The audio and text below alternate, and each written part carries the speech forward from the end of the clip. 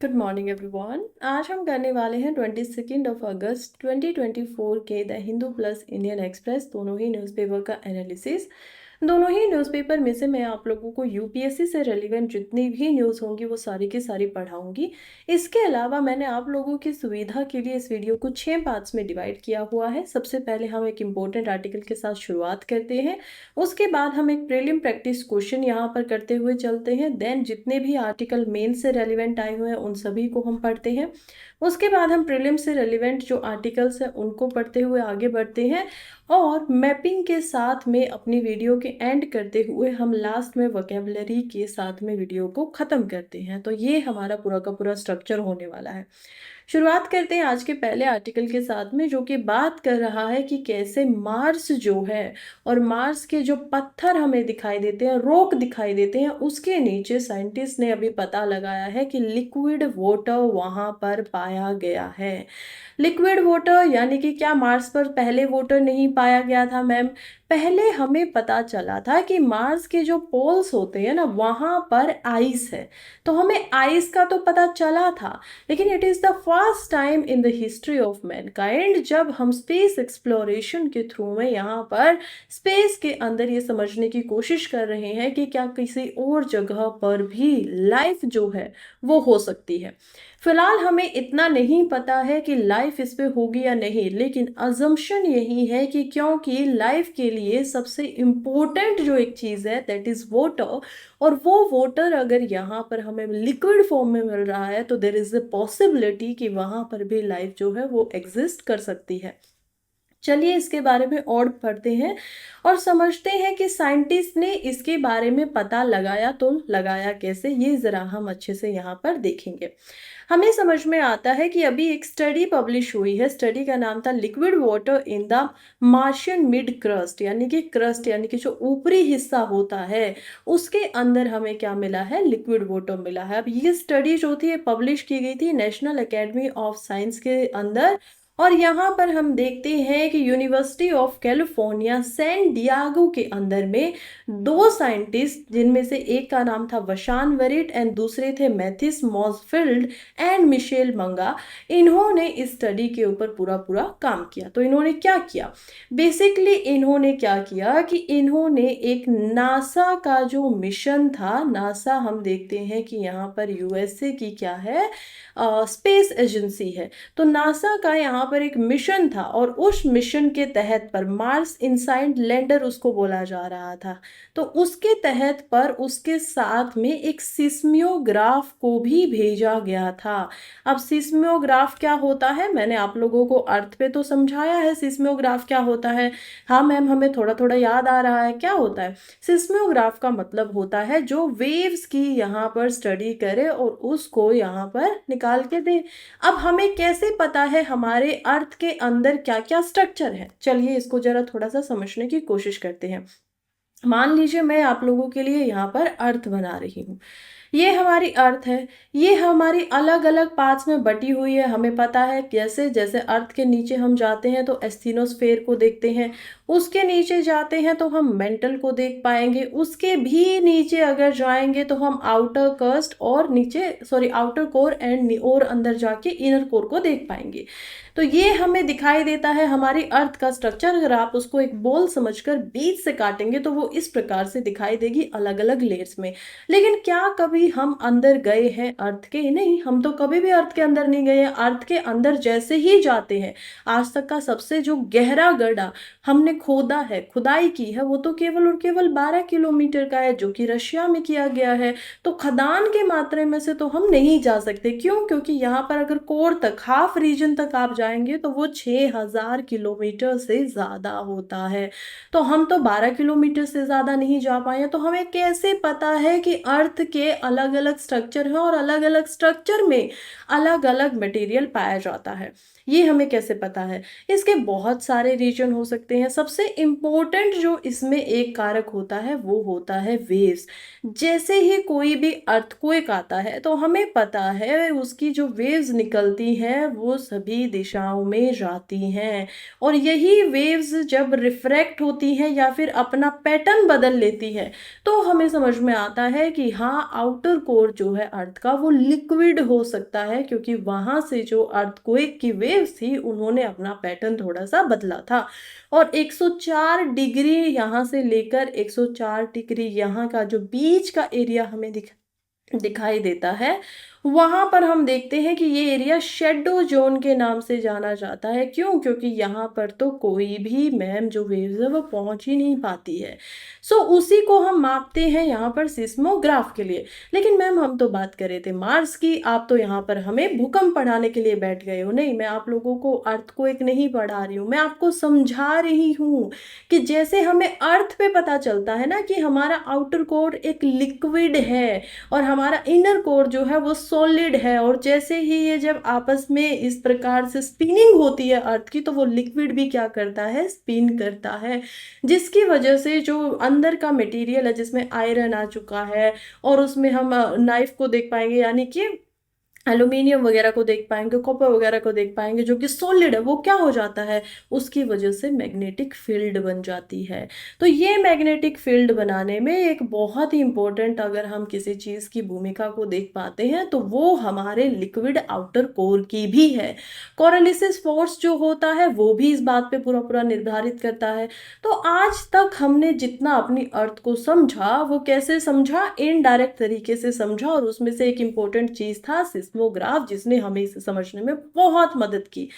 अब अर्थ के ऊपर जो कर्स्ट का एरिया होता है, यानी कि जो सबसे ऊपरी सतह होती है अर्थ की, वो क्या होती है? हम देखते हैं मैम, वो तो 8 से 13 किलोमीटर आपने बताई थी, पहले भी बताया है कई बार, तो हमें याद है 8 से 13 किलोमीटर की ये परत होती है। आपने बताया था कर्स्ट का जो एरिया है वो ओशन पे सबसे कम होगा और माउंटेन पे सबसे ज्यादा होगा। ठीक बात है ये भी। तो इस रीजन के अंदर आपने बताया था कि बहुत सारी रॉक्स होती हैं, ये भी ठीक है। यानी कि कर्स्ट का जो एरिया होता है वहां पर हम अलग अलग रॉक्स को देखेंगे, अलग अलग लेयर्स को देखेंगे, और वो डिपेंड करेगा कि कहाँ पर हम गए हुए हैं। अब ये जो रॉक्स होती हैं वो पर्शिएबल भी हो सकती हैं, और यहाँ पर परमिएबल भी हो सकती हैं, और नॉन परमिएबल भी हो सकती हैं। परमिएबल का क्या मतलब है? परमिएबल का मतलब होता है जो अपने अंदर में से किसी चीज को अंदर जाने दे, खास करके लिक्विड। और कुछ सेमी परमिएबल का मतलब होता है जो अपने अंदर से कुछ ही सब्सटेंसेस को अंदर जाने दे। फॉर एग्जांपल क्लोथ देखिए आप, अगर उसमें आप लिक्विड डालेंगे तो पानी इधर से उधर हो जाएगा, लेकिन अगर आप उसी के ऊपर यहाँ पर मिट्टी वगैरह डालेंगे तो वो नहीं जा पाएगी। तो ये हम बात कर रहे हैं। जैसे ही वाटर ऊपर से आता है तो हमें समझ में आता है मैम अर्थ में क्रस्ट के नीचे एक्विफायर्स होते हैं।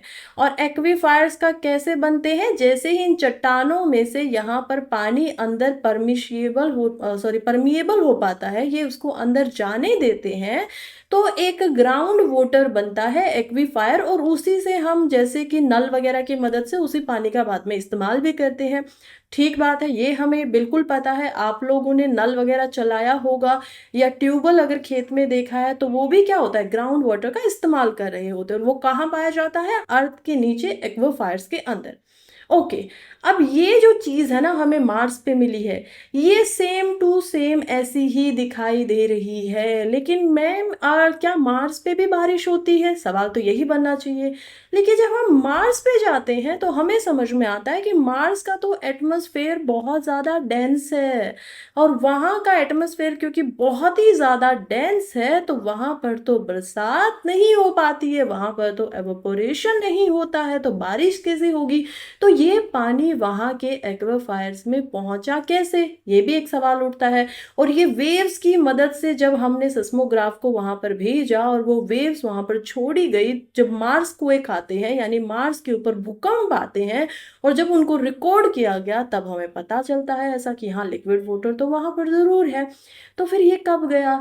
ये माना जा रहा है कि ये पानी उस समय पे अंदर गया होगा जब मार्स पूर्ण तरीके से बन रहा होगा, और उस समय पे जो ऊपरी सतह थी मार्स की वो क्या थी? वॉर्मर थी, ज्यादा गर्म थी, इस वजह से उसने जो पेनिट्रेशन है वो नीचे होने दिया होगा। आई होप ये आर्टिकल अब आपको पूर्ण रूप से समझ में आ गया होगा। हालांकि आर्टिकल में ये सारी बातें अर्थ से रिलेटेड कुछ भी नहीं बताई है, लेकिन ये एग्जाम्पल देने का और अर्थ के साथ में कोरिलेट करने का मेरा एक ही मकसद था, ताकि आप लोगों के लिए चीज़ें आसान हो सके और आप लोग ज़्यादा गहराई में इसको समझ सके। आगे बढ़ते हैं और प्रीलियम प्रैक्टिस क्वेश्चन को ज़रा करते हुए चलते हैं। मैंने आप लोगों को पढ़ाया था साइनाइड के बारे में। आपको स्टेटमेंट यहाँ पर 3 दी गई है और 3 में से आपको करेक्ट स्टेटमेंट बतानी है। मैंने आप लोगों को बताया था कि कैसे यहाँ पर एक ऐसी स्ट्रिप्ट बना दी गई है जो कि साइनाइड की प्रेजेंस को डिटेक्ट कर सकती है और वो अपना कलर चेंज कर लेंगे, येलो कलर कर देंगे अगर किसी भी फूड में या किसी भी लिक्विड के अंदर साइनाइड होगा तो। हाँ मैम, थोड़ा थोड़ा याद आ रहा है। साइनाइड होता क्या है? टॉक्सिन्स, यानी कि जहर की तरह काम करता है फॉर ह्यूमंस, अगर उसकी जो अवेलेबिलिटी है वो थोड़ी सी मात्रा से ज़्यादा हो तो। ठीक है मैम, तो आंसर देने के लिए तैयार हो? अब मैंने आप लोगों को बैकग्राउंड बता दिया है, याद दिलवा दिया है, आंसर जल्दी से दे दीजिएगा। स्टेटमेंट 1 कहती है cyanide is naturally found in foods like cassava, जो कि टॉपिका होते हैं, एप्पल सीड्स एंड आलमंड्स। क्या इन तीनों के अंदर साइनाइड नेचुरली मिलता है, पाया जाता है? स्टेटमेंट 2 कहती है World Health Organization WHO has set a limit of 0.19 mg per litre for cyanide level in portable water. Okay. Statement 3 saying cyanide is only found in natural sources, और ये man made substances में नहीं पाया जाता है। जल्दी से मुझे इसका आंसर जो है आप लोग बता दीजिए। मैं एक एक करके स्टेटमेंट अब आपको करेक्ट और रॉन्ग बताती जाऊंगी, और आप भी उससे पहले या तो आंसर को कमेंट में लिख दीजिए, या फिर अपनी कोई नोटबुक या डायरी आपके पास में है तो वहां पर option A, option B, option C और ऑप्शन डी, इनमें से कौन से स्टेटमेंट ठीक है ये जल्दी से लिख लीजिए। आई होप अभी तक आप लोगों ने लिख लिया होगा। तो शुरुआत करते हैं विद स्टेटमेंट 1। स्टेटमेंट 1 हमें बिल्कुल बिल्कुल यहाँ पर करेक्ट दिखाई देती है। कल ही मैंने आप लोगों को बताया था एप्पल सीड, आलमंड्स एंड जो अदर कुछ ट्रॉपिकल फ्रूट्स होते हैं और उनकी जो सीड्स होती हैं उनके अंदर नेचुरल जो प्रेजेंस है साइनाइड की वो देखने को हमें मिलती है। स्टेटमेंट नंबर 2 बात करती है WHO की, तो यस ये भी स्टेटमेंट बिल्कुल ठीक है। यहाँ पर 0.19 मिलीग्राम पर लीटर जो लिक्विड होता है, वाटर होता है, उसी को सेफ बताया गया है। अब स्टेटमेंट 3 की जब हम बात करते हैं तो यहाँ पर ये स्टेटमेंट जो है वो पार्शली इनकरेक्ट हो जाती है। क्यों? क्योंकि ये बात तो ठीक है, सबसे पहले तो ये ओनली यहाँ पर गलत हो जाता है, नेचुरल सोर्सेज में पाया जाता है, लेकिन सिर्फ नेचुरल सोर्सेज में नहीं पाया जाता है। जब मैं आप लोगों को पढ़ा रही थी तो मैंने बताया था कि व्हीकल्स जब यहाँ पर धुआं छोड़ते हैं, धुआं जो निकलता है और जो एग्जॉस्ट होती हैं चीज़ें, उन चीज़ों की वजह से भी साइनाइड की प्रेजेंस हमें एटमॉस्फेयर के अंदर भी देखने को मिलती है। तो क्या व्हीकल से जो स्मोक निकलती है वो मैन मेड नहीं है? बिल्कुल मैन मेड है। सो दैट इज वाई हम देखेंगे कि यहाँ पर आंसर क्या होगा? आंसर होगा ऑप्शन बी, यानी कि ओनली 2 स्टेटमेंट्स आर करेक्ट। चलिए, आज अब हम यहाँ पर पहुंच चुके हैं यूपीएससी मेंस की हमारा जो कंपार्टमेंट है। इसमें हम सारे के सारे उन्हीं आर्टिकल को पढ़ेंगे जो मेंस के लिए इंपॉर्टेंट है। शुरुआत करते हैं पहले आर्टिकल के साथ में। ये कह रहा है Supreme Court forms task force to ensure doctor safety. अब ये जो आर्टिकल है ना, ये ऑलरेडी मैंने थोड़ा बहुत आप लोगों को पढ़ाया था कल कि कैसे सुप्रीम कोर्ट ने सुवो मोटो यहाँ पर जो है वो लिया है। अब उसी सुप्रीम कोर्ट ने एक नेशनल लेवल के टास्क फोर्स को बनाया है, सो दैट जो मेडिकल प्रोफेशनल होते हैं उनकी सिक्योरिटी के ऊपर यहाँ पर पूरा पूरा ध्यान दिया जा सके, पूरा पूरा एग्जामिनेशन हो। अब इनको 1 महीने का समय दिया गया है। 1 महीने में ये अपनी रिपोर्ट को तैयार करेंगे, 1 महीने के अंदर ये उस रिपोर्ट को यहाँ पर सुप्रीम कोर्ट के अंदर सबमिट करेंगे। गवर्नमेंट की एजेंसीज इस पे काम करेंगी। दूसरी बात ये होने वाली है कि यहाँ पर इस बात पे पूर्ण रूप से ध्यान दिया जाएगा कि यहाँ पर जो एक्ट होता है, जो कि होता है prevention of sexual harassment on work place, उसका पूर्ण तरीके से इस्तेमाल या फिर जो लागू है वो हो पा रहा है इन मेडिकल इंस्टीट्यूशंस में या नहीं हो पा रहा है, उस पर पूरा पूरा ध्यान दिया जाएगा। हम देखते हैं हमारे जो chief justice of India India हैं डीवाई चंद्रचूड, उन्होंने साफ साफ बोला है कि नेशन में एक भयंकर और भयानक जो घटना है वो रेप की, कोलकाता रेप केस की ऑलरेडी हो चुकी है और अब हम इंतजार नहीं कर सकते इसको रिपीट होने का। तो इसी वजह से अब जो मेडिकल प्रोफेशनल्स हैं उनकी सेफ्टी हमारे हाथों में है, उनकी सेफ्टी पर हमें पूरा पूरा फोकस करना है और यही यहाँ पर बोला गया है। नेक्स्ट आर्टिकल की तरफ बढ़ते हैं जो कि हमारे लिए इम्पोर्टेंट हो जाता है इंटरनेशनल रिलेशंस में। आईआर में हम पढ़ेंगे और देखेंगे कि कैसे कितने समय के बाद इंडिया एंड मलेशिया जो है उन्होंने स्ट्रेटेजिक पार्टनरशिप की है और यहाँ पर ब्रिक्स की एंट्री की भी बात की जा रही है। कैसे हमें समझ में आता है, हम देखते हैं कि मलेशिया के जो यहाँ पर प्राइम मिनिस्टर हैं वो आए हुए हैं इंडिया में और वो यहाँ पर बात कर रहे हैं। हैदराबाद हाउस के अंदर हम इन दोनों को देख पाते हैं। 19 से 21 अगस्त तक ये लोग आए हुए थे, इन्होंने काफ़ी बातें की, स्ट्रेटेजिक बातें की कि कैसे इंडिया और जो मलेशिया है उसके रिश्तों के ऊपर काम करने की ज़रूरत है। और कई सालों से इंडिया और मलेशिया के जो रिश्ते थे, जो संबंध थे, उनमें थोड़ी सी खटास थी। वो मैंने आप लोगों को कल भी पढ़ा दिया था कि कैसे जाकिर नायक के ऊपर और जो अदर कुछ रीजंस हैं उन वजह से इंडिया और मलेशिया के जो रिलेशंस थे वो बहुत अच्छे तो नहीं चल रहे थे।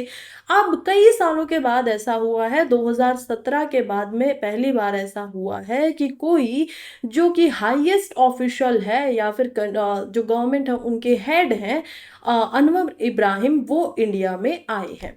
चलिए थोड़ा सा इसका बैकग्राउंड देखते हुए चलते हैं और समझते हैं कि इंडिया और जो मलेशिया है उसके रिश्ते कब बने थे और अब आगे क्या समस्या है और उनके ऊपर क्या क्या काम किए जाने चाहिए।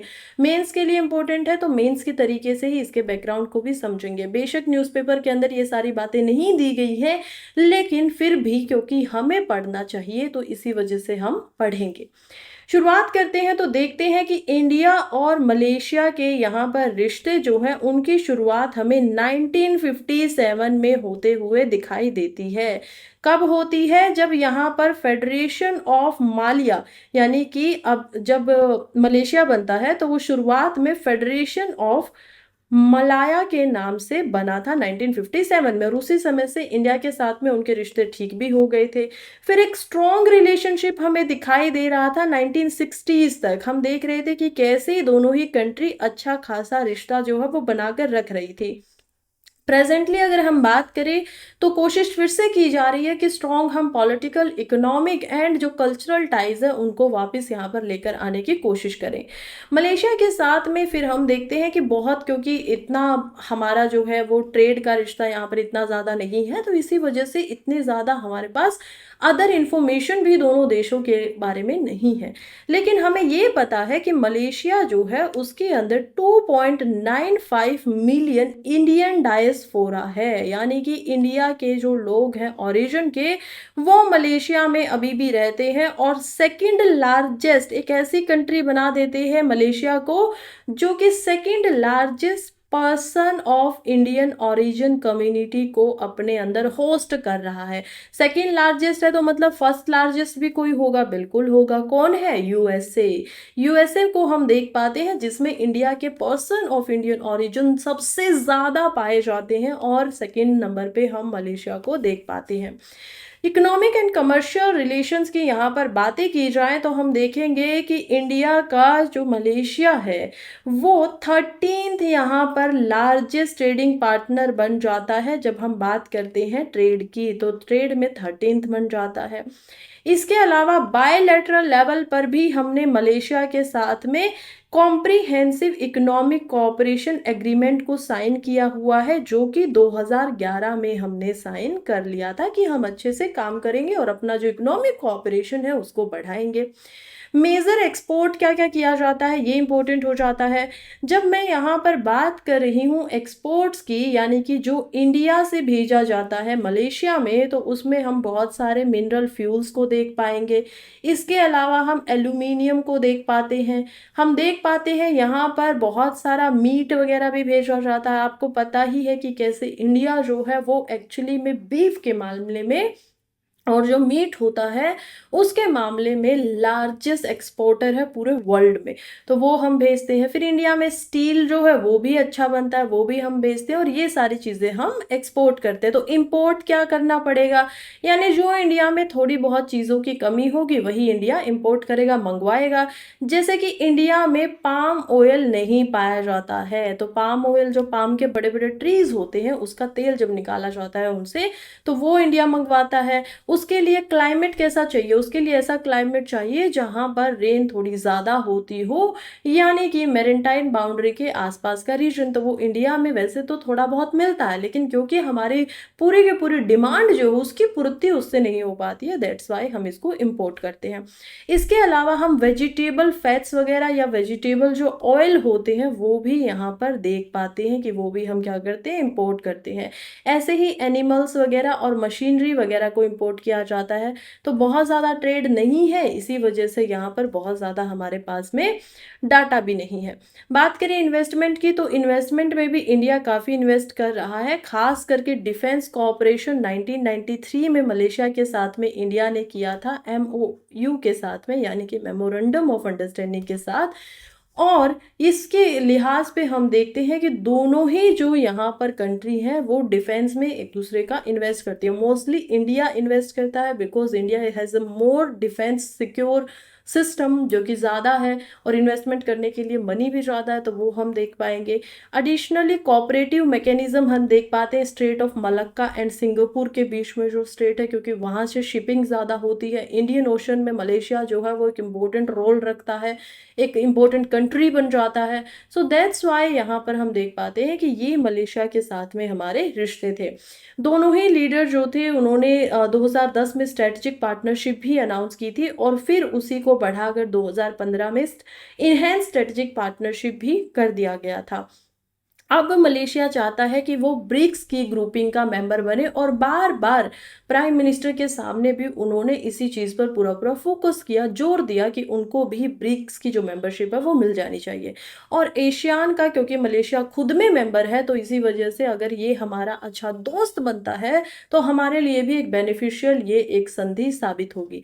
चलिए दोनों ही ट्रीटी को समझ लेते हैं। सबसे पहले समझते हैं the association of south east Asian nation, यानी कि आसियान। आसियान जो है वो हम देखते हैं एक इंटर गवर्नमेंटल ऑर्गेनाइजेशन है, यानी अलग अलग नेशंस की अलग अलग जो गवर्नमेंट्स है वो यहाँ पर आकर इसको मनाती है। इसका काम क्या है, इसको प्रोमोट करना है economic, social, cultural, regional stability को रीजन के अंदर में। इसके अलावा यहाँ पर आसियान डिक्लेरेशन जब हुई थी उसी के साथ में ये बनी थी। कहाँ हुई थी, बैंकॉक में। बैंकॉक यानी कि थाईलैंड के अंदर हम इसको देख पाते हैं। कब ये बनी थी, हम देखते हैं ये 1967 में बनी थी, और इसकी जो सेक्रेटेरिएट है वो इंडोनेशिया जकार्ता के अंदर हमें दिखाई देती है। फाउंडिंग फादर्स जो थे, यानी कि जो मेंबर्स जिन्होंने शुरुआत की थी आसियान की, उसमें हम Indonesia, Malaysia, Philippines, Singapore and Thailand, इन 5 देशों के समूह को देख पाते हैं। फिर आगे बढ़ते हैं तो समझते हैं कि आसियान का मोटो क्या है। आसियान का मोटो होता है one vision, one identity, one community. यानी कि अलग अलग ग्रुप हमें इंटरनेशनल लेवल पे दिखाई देते हैं, जैसे नाटो है तो उनका भी कुछ अलग मोटो होते हैं, उनको भी किसी कारणों की वजह से बनाया जा रहा है। ऐसे क्वाड को हम देख पाएंगे जिसमें इंडिया, ऑस्ट्रेलिया, जापान और USA है, तो उनका अलग यहाँ पर रीजन है। ऐसे ही यहाँ पर हम आसियान को भी देख पाते हैं जो कि एज अ कम्युनिटी यहाँ पर इकट्ठे हो रहे हैं साउथ ईस्ट एशियन नेशंस के द्वारा। आसियान का डे भी होता है जो कि 8 अगस्त को मनाया जाता है एज ए आसियान डे। अब आसियान में हम देखते हैं यहाँ पर ये लोगो आपको दिखाई देगा, और इसका मतलब भी क्या है, a community of opportunities for all, सभी के लिए अवसर यहाँ पर होने चाहिए। आज के समय पे टोटल हम 10 साउथ ईस्ट एशियन स्टेट को इसमें देख पाते हैं, हालांकि इसको बनाया 5 के द्वारा गया था। अब इसमें Indonesia, Malaysia, Thailand, Singapore, Philippines के साथ साथ Vietnam, Cambodia, Myanmar, Brunei and Laos, ये 5 कंट्रियां भी सम्मिलित हो चुकी हैं। डायलॉग पार्टनर्स भी इसमें है कि वो परमानेंट बेशक मेंबर ना हो इसके, लेकिन जब इनकी मीटिंग्स होती है तो उनको भी इनवाइट किया जा सकता है, और वो भी एज अ डायलॉग पार्टनर यहाँ पर काम करेंगे। करेंगे। कौन कौन है चलिए समझते हैं। वो हम देखेंगे Australia, Canada, China, India, EU यानी कि European union, Japan, Republic of Korea, New Zealand, Russia federation and UK and USA. ये सभी के सभी डायलॉग पार्टनर्स भी हैं जो चाहें तो इनकी मीटिंग्स में आकर क्या कर सकते हैं, अपनी अटेंडेंस लगा सकते हैं। यहाँ से आप देख सकते हैं लोकसभा एंड राज्यसभा वाला केस। आपको याद होगा कि कैसे एक जो मेंबर ऑफ अदर हाउस है वो बैठ तो सकता है दूसरे हाउस में लेकिन वोट नहीं कर सकता। वैसे ही यहाँ पर सेम इनका भी केस है कि जब किसी मुद्दे पे कोई वोटिंग होती है तो ये सारी कंट्रियां करेंगी, ये वोटिंग नहीं कर सकती हैं, जस्ट ऑब्जर्व कर सकती हैं, बैठ सकती है। आसियान में अब मैप के थ्रू समझेंगे तो हमने देख लिया है कि ये इंडिया को हम देख पाएंगे, इंडिया के रीजन को यहाँ पर देखेंगे, बांग्लादेश यहाँ पर आ जाता है। उसके बाद म्यांमार से शुरुआत करते हुए हम चलेंगे, देन थाईलैंड इज हियर, यहाँ पर हम लाओस को देख पाएंगे। सबसे लास्ट में हम वियतनाम को देख पाते हैं, इधर हम कंबोडिया को देख पाते हैं। नीचे अगर आएंगे तो देख पाएंगे मलेशिया को, उससे नीचे आएंगे तो इंडोनेशिया को देख पाएंगे। देन ये हिस्सा भी इंडोनेशिया का पार्ट है और यहाँ पर ये जो कंट्री है ये है ब्रुनेई।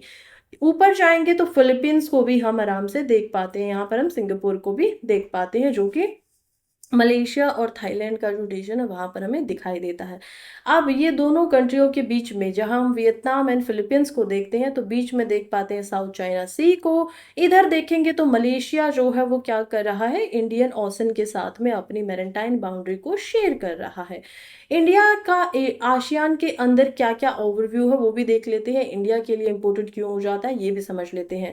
एक तो कल्चरल लिंक्स है साउथ ईस्ट एशिया के साथ में, और वैसे भी इंडियन ओशन के अंदर इंडिया जो है वो बहुत ही प्रोमिनेंट है, तो वो चाहेगा ही कि उसके जो नेबर्स हैं वो उस पर ट्रस्ट करें, और एक ऐसी एसोसिएशन जिसके साथ में वो क्या कर सकता है, यहाँ पर ट्रेड लिंक बना सकता है, उसको भी वो साथ लेकर चले। ट्रेड सबसे इंपॉर्टेंट है क्योंकि लगभग 11.3% जो इंडिया का ग्लोबल ट्रेड है वो आसियान कंट्रीज के साथ में ही होता है। And it's not a short thing, ये काफ़ी बड़ी बात हो जाती है। मेजर इवेंट्स की बात करें तो 1992 में इंडिया जो है वो एक सेक्टोरल पार्टनर बना था आसियान के साथ में। 2002 में आसियान इंडिया समिट होता है जो कि एनुअली अब होना शुरू हो गया कि हर साल ये समिट होगा, सारी आसियान की कंट्रीज और इंडिया यहाँ पर इस समिट को करते हैं। 2009 में आसियान जो है वो India trade in goods agreement के साथ में साइन कर लेते हैं जिसको आतीगा भी बोला जाता है क्योंकि ये एक्रोनियम है इसके लिए। 2010 में 3 आसियान इंडिया प्लान्स जो है 2010 से 2015, 2016 से 20, 21 से 25 ये भी यहाँ पर लेकर आए गए थे इंडिया के द्वारा। 2015 में India ASEAN comprehensive economic cooperation agreement को हम देख पाते हैं। इसके अलावा इंडिया ने 12 पॉइंट प्रपोजल रखे थे 20th एशियन इंडिया समिट के अंदर में जो कि 2023 में होता है, और वहां पर वो कहते हैं कि यहाँ पर हमें आसियान की जो कोऑपरेशन है उसको स्ट्रेंथन करना है। इसमें मल्टी मॉडल कनेक्टिविटी पे ध्यान दिया गया। इंडिया का जो डिजिटल पब्लिक इंफ्रास्ट्रक्चर है वो भी यहाँ पर क्या किया जा सकता है, आसियान कंट्रीज के साथ में पार्टनरशिप पे शेयर किया जा सकता है। आसियान इंडिया एक फंड बना सकते हैं हम डिजिटल फ्यूचर के लिए, ये कुछ इंपॉर्टेंट कंपोनेंट्स उसके हमें दिखाई देते थे। ब्रिक्स की बात करें तो ब्रिक्स जो है वो 4 मेंबर कंट्रीज के द्वारा एक इनफॉर्मल ग्रुप बनाया गया था जो कि चाइना के यहाँ पर हम देखेंगे साथ में था। इसमें 2006 में हम देखते हैं यहाँ पर India, Russia, Brazil and China थे, लेकिन इसी को फॉर्मल कर दिया गया 2010 के अंदर में, और यहाँ पर इसकी जो सेक्रेटेरिएट है वो अब कहीं पर भी नहीं है। इसमें भी हम मेंबर्स आज के समय पे 10 देख पाते हैं। इसका नाम बदल दिया गया 2010 में जब इसमें साउथ अफ्रीका भी जुड़ गया। तब आप देखेंगे ब्राजील जो है वो बी से ब्राजील बनता है, आर से रशिया बनता है, आई से इंडिया बनता है, सी से चाइना बनता है और एस से साउथ अफ्रीका बनता है। तो इसी वजह से इसका नाम जो था वो ब्रिक्स रखा गया। ब्रिक्स यहाँ पर एक्सपेंशन जब इसका नहीं बढ़ा था, केवल ये 5 कंट्री ही थी, तब इसमें 24% ऑफ ग्लोबल जीडीपी थी, 41% ऑफ ग्लोबल पॉपुलेशन थी एंड 16% ऑफ ग्लोबल ट्रेड को भी ये दिखाता था। ब्रिक्स के 3 पिलर ऑफ कॉपरेशन हैं, कौन कौन से हैं? इसमें सबसे पहले पॉलिटिकल यानी कि राजनीतिक, सिक्योरिटी एंड कॉपरेशन को हमें ध्यान में रखना है, तो political and security both are important. दूसरा यहाँ पर फाइनेंशियल एंड इकोनॉमिक कॉपरेशन होगा, ठीक बात है, जैसे कि इसके अंदर न्यू डेवलपमेंट बैंक की भी स्थापना की गई थी। तीसरा हम देखेंगे कल्चर को, तो हम देखते हैं पॉलिटिक्स को, सिक्योरिटी को, फाइनेंस को एंड कल्चर को, ये सभी के सभी यहाँ पर कॉपरेशन के पिलर हैं, एक दूसरे के साथ मिलकर काम इन पर किया जा सकता है। ब्रिक्स में अब हम देखते हैं कि 5 और कंट्रियां जुड़ चुकी हैं, जिसमें हम Saudi Arabia, Egypt, United Arab Emirates, Iran and Ethiopia, इन कंट्रीज को भी देख पाएंगे। 15th जो यहाँ पर ब्रिक्स समिट हुआ था वो हुआ था जोहान्सबर्ग साउथ अफ्रीका में, और ये बहुत ही इम्पोर्टेंट था। क्यों इम्पोर्टेंट था? क्योंकि 20th ऑलरेडी हो चुका है, लेकिन इसमें क्या किया गया था, इसमें जोहान्सबर्ग 2 की डिक्लेरेशन हुई थी, जिसमें global economic, financial and political matters के ऊपर काम किया जाएगा।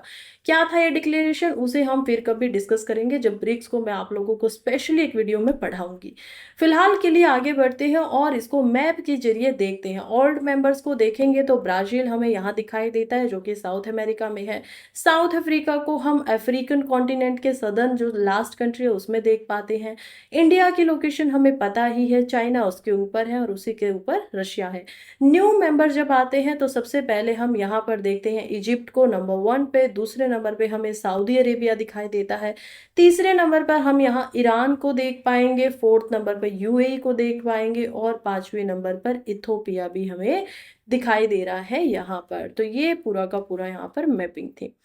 नेक्स्ट आर्टिकल फिर से इंटरनेशनल रिलेशन पे है और बहुत इंपॉर्टेंट आर्टिकल है। आज इंटरनेशनल रिलेशन से रिलेटेड काफ़ी आर्टिकल्स आए थे, तो हम इसको भी करते हुए चलेंगे। आई नो वीडियो थोड़ी सी लंबी हो सकती है, लेकिन जब मैं क्या चाहती हूँ ना कि आप लोगों को जब मैं पढ़ाऊँ तो आपको इंटरनेशनल रिलेशंस एटलीस्ट अलग से कहीं से तैयार ना करने पड़े।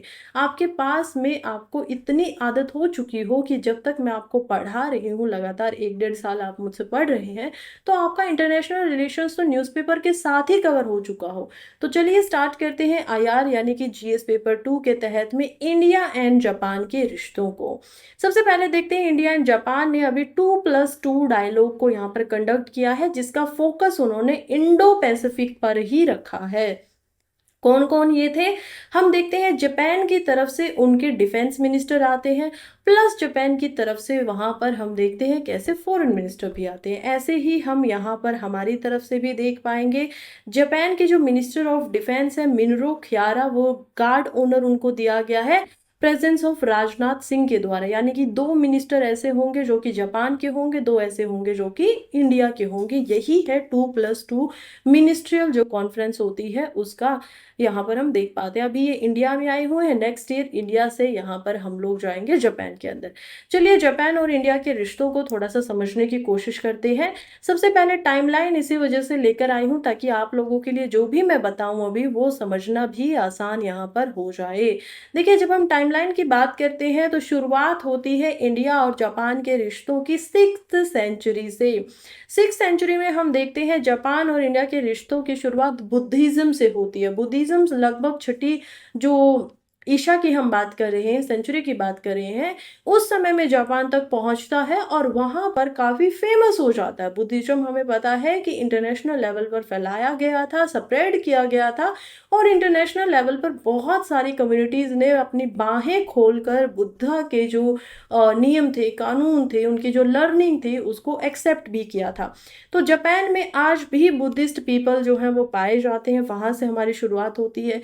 फिर हम देखते हैं 1940 के समय में जैसे ही जापान रशिया को हरा देता है, वैसे ही हमारे जो पूर्व प्रधानमंत्री जवाहरलाल नेहरू थे, जो अभी तक ओबियसली प्राइम मिनिस्टर नहीं बने थे, उनको जापान कहीं ना कहीं अच्छा और ताकतवर लगना शुरू हो जाता है। फिर उसके बाद में उन्होंने 1940 में हमारे जो आज़ाद हिंद फौज को लीड करने वाले, नेतृत्व करने वाले लीडर थे सुभाष चंद्र बोस। उनका भी बहुत ज़्यादा साथ दिया, जापानीज़ लोगों ने भी, वहाँ की मिलिट्री ने भी। तो हम देख पाते हैं कि कॉमन ग्राउंड हो गया और इंडिया का और जापान का जो संबंध था, जो इतना प्राचीन संबंध था, वो नई बाउंड्रियों में थोड़ा-सा पॉजिटिव दिखाई देने लगा, अच्छा दिखाई देने लगा, क्योंकि वो लोग भी कॉलोनिज़्म यानी कि उपनिवेशवाद के थोड़ा विपरीत दिखाई दे रहे थे, ठीक बात है। फिर हम आगे बढ़ते हैं और समय आता है कोल्ड वार का। अब ये कोल्ड वार क्या है? इससे पहले जब हम 1947 में चले जाते हैं तो हमने अब तक जापान के साथ में ऑलरेडी हमारे जो डिप्लोमेटिक रिलेशंस थे उनको यहाँ पर शुरुआत कर ली थी आफ्टर सेकेंड वर्ल्ड वॉर। हम देखते हैं कोल्ड वार के समय में, अब देखो यहाँ पर पड़ता है थोड़ा सा फर्क। क्या होता है? जापान जो था वो यूएसए की तरफ में चले जाते हैं और इंडिया नॉन अलाइंड रह जाता है। कैसे? कोल्ड वॉर जब हो रहा था तो न्यूक्लियर वेपन दोनों कंट्री के साथ में थे, दोनों अगर चाहती तो एक दूसरे को खत्म कर देती, लेकिन उस चक्कर में बहुत सारे पृथ्वी के ऊपर भी हम विनाश का एक स्वरूप देख पाते, क्योंकि न्यूक्लियर वेपन की वजह से जो एक टेस्टिंग के ऊपर हिरोशिमा और नागासाकी के ऊपर किया गया था उसका प्रकोप अभी तक जापान झेल रहा था। लेकिन इसी दौड़ा दौड़ी में, इसी कश्मकश के अंदर जापान यूएसए के साथ क्यों खड़ा था और रशिया के खिलाफ होकर? क्योंकि रशिया को जापान ने हराया था और अब रशिया और जापान के रिश्ते कोई अच्छे तो थे नहीं। हाँ, अच्छे तो यूएस एंड जापान के भी नहीं थे, लेकिन यूएसए ने अपोलोजाइज़ किया। यूएसए ने बोला कि अब हमेशा जापान की जो सिक्योरिटी होगी वो हम करेंगे। जब ये वर्डिक्ट आती है तो हम देख पाते हैं कि कैसे यूएसए के साथ में जापान खड़ा हो जाता है और इंडिया उन कंट्रीज़ में आता है जो कि नाम कंट्रीज़ के नाम से जानी जाती है, यानी कि नॉन अलाइन मूवमेंट का जो भाग बनती है कि ना हम रशिया के साथ हैं, ना ही हम यूएसए के साथ हैं।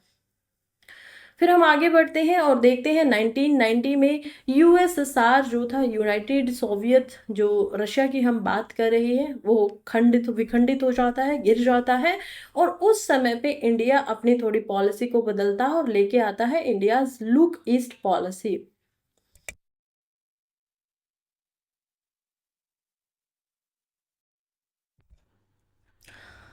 Sorry for the disturbance.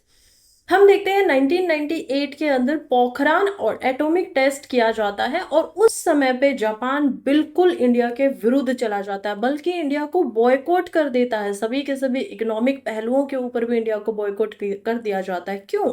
क्योंकि हम देखते हैं कि हमें तो पता है ना कि जो न्यूक्लियर वेपन एक ट्रीटी हुई थी वो 1967 में हो चुकी थी, न्यूक्लियर नॉन प्लॉरिफिकेशन ट्रीटी। अब जब ये ट्रीटी हो चुकी थी उसमें ऑल्दो इंडिया, इजराइल ने साइन नहीं किया था, लेकिन स्टिल सभी के सभी नेशंस ने जो विनाश हिरोशिमा और नागासाकी पे देखने को मिला, उसके बाद में न्यूक्लियर वेपन से परहेज लेने की कोशिश की कि हाँ ये तो बहुत खतरनाक है, ये तो पूरी धरती का ही विनाश कर देगा।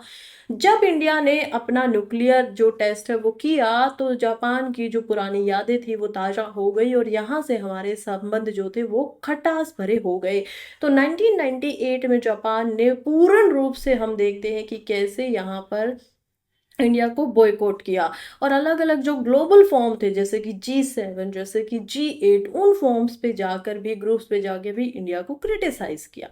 खैर 2000 तक आते आते लीडर चेंज हो जाते हैं जापान के अंदर में और फिर हमारे संबंध दोबारा से मधुर या ठीक, हम देखते हैं, होते हैं, जिसमें इंडिया एंड जापान एक ग्लोबल पार्टनरशिप यहाँ पर जो है ट्रीटी उसको साइन करते हैं 21st सेंचुरी के लिए और ये नए फेज की नई शुरुआत हमारी दिखाई देती है। इसके बाद में 2013 के अंदर हम देख पाएंगे कैसे यहाँ पर जो पूर्व प्रधानमंत्री रह चुके हैं शिंजो अबे, वो इंडिया में आते हैं, पार्लियामेंट में स्पीच देते हैं और वो इंडो पैसिफिक टर्म को यहाँ पर निकाल कर लाते हैं। और ये जो इंडो पैसिफिक टर्म था ना, ये उन्हीं का दिया हुआ था, जो आज भी जाना जाता है कि पैसिफिक सी को और इंडियन जो सी है उसको, ओशन को क्या करना है, मिलाकर हमें साथ में चलता है। उसके अलावा उन्होंने किताब किताब लिखी, उसमें भी इंडिया की उन्होंने भरपूर मात्रा में तारीफ़ें की। उसके बाद जापान का जो एटीट्यूड है वो थोड़ा चेंज होने लगा। आज के समय पे भी हम देखते हैं जापान का एटीट्यूड इंडिया के प्रति थोड़ा-सा पॉजिटिव है। रीज़न उसके प्रति पीछे जो है बहुत सारे हो सकते हैं। चाइना का एकदम से उभरना, इंडिया का अपनी जो रीजनल पावर है उसकी तरह सामने आना, यूएसए का जो पावर थी, जो एकदम से यूनिपोलर पावर थी, वो थोड़ी-सी डिक्लाइन करना। हालाँकि बेशक आज भी यूएसए जो है वो वर्ल्ड में एक एम्बिशियस कंट्री की तरह यहाँ पर दिखाई देता है, लेकिन स्टिल वो उतना पावरफुल अब नहीं रहा। और दूसरी बात, जब यूएसए ने पूरा सहयोग इंडिया को देना शुरू कर दिया, इंडिया के साथ में अलाइनमेंट करनी शुरू कर दी, तब हम देखते हैं कि कैसे यहाँ पर जापान भी इंडिया को महत्वता देना शुरू कर देता है। और आज के समय पे बहुत सारे हमारे जो कॉपरेशन है, चाहे वो इकोनॉमिक हो, चाहे वो यहाँ पर इन्वेस्टमेंट की बात हो, तो मोस्टली जापान से बहुत सारे इन्वेस्टमेंट इंडिया में की जाती है। कुछ और अगर जाने तो हमें समझ में आता है कि $75 बिलियन की करेंसी स्वैप भी हम लोगों ने की है, कि लोकल करेंसीज को हम, जो कि जापान का येन होता है और इंडिया की रुपी होती है, उनको स्वैप किया जाएगा। यहाँ पर 2+2 डायलॉग जो है उसको हमने क्या किया था, 2023 में इसकी शुरुआत की थी। फॉरेन एंड डिफेंस मिनिस्टर के डायलॉग होंगे, दोनों यहाँ पर आएंगे, एनुअली मिला करेंगे। सिमिलरली ऐसा ही कुछ इंडिया और यूएसए भी अभी कर रहा है, तो उस कोशिश में भी हम लगे हुए थे। इन्वेस्टमेंट अगर हम देखेंगे तो 320 बिलियन येन की इन्वेस्टमेंट जो है वो जापानीज कंपनीज इंडिया में करने को तैयार हैं, और ये दोनों ही गवर्नमेंट ने एक्सेप्ट किया है। फिर हम आगे बढ़ते हैं तो नेगोशिएशन, यहाँ पर आस्था के ऊपर भी हम देख पाते हैं। ये क्या होता है, acquisition and cross servicing agreement, यानी कि हम क्या करें, अच्छे से ट्रेड को और ज़्यादा बढ़ाएंगे, ये सब देख पाते हैं। फिर अगर हम इकोनॉमी लेवल पे देखें तो हम देख पाएंगे कि सॉफ्ट लोन वगैरह हम देखेंगे, बहुत सारे इंफ्रास्ट्रक्चर प्रोजेक्ट्स के लिए दिए गए हैं जापान के द्वारा इंडिया में, जैसे कि Delhi Mumbai industrial corridor, bullet trains, infra projects north east India के अंदर में, इवन जो मेट्रो चल रही है उनके अंदर, तो काफ़ी सारा लोन जो है, वो भी सॉफ्ट लोन, वो जापान के द्वारा दिया गया है। इसके अलावा यहाँ पर सीपा यानी कि कॉम्प्रिहेंसिव इकोनॉमिक पार्टनरशिप अग्रीमेंट जो है उसको साइन किया गया था, सो दैट हमारा जो बायलैटरल ट्रेड है वो भी क्या रहे, ज़्यादा अच्छे से रहे, ज़्यादा बढ़ सके।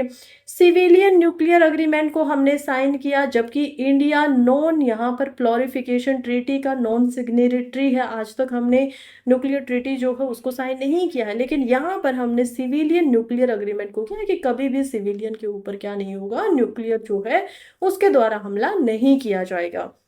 दोनों कंट्री जो है वो टॉप 10 इकोनॉमीज में आती है। इवेंचुअली हमने जापान को अभी कुछ समय पहले ही पीछे छोड़ा है, और अब हम यहाँ पर वर्ल्ड की 4th इकोनॉमी, जो लार्जेस्ट इकोनॉमी है जीडीपी के मामले में, वो बन चुके हैं।